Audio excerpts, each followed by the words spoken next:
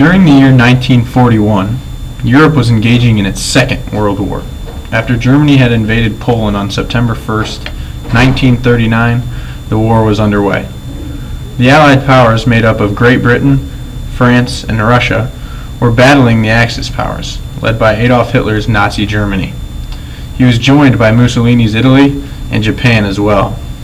The war had been going on for just over 2 years. They were at total war with one another. All countries involved had sacrificed everything economically to the war effort. The United States at the time was continuing to stay independent. They had adopted a foreign policy known as isolationism, which meant they would not get involved with Europe's affairs. Franklin Roosevelt, of the Democratic Party, was the President of the United States at the time. He was battling a terrible economy and many important problems at the home front. However, war was considered to be the nation's #1 concern. The government was doing everything it could to stay isolated. But on the morning of December 7th, 1941, the United States naval base located at Pearl Harbor, Hawaii, was attacked by a fleet of over 300 Japanese aircraft. They completely caught the United States off guard. The mission was a complete success.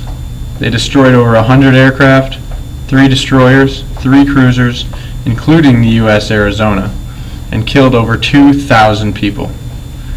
Japan had crushed the naval base and left all of America feeling saddened.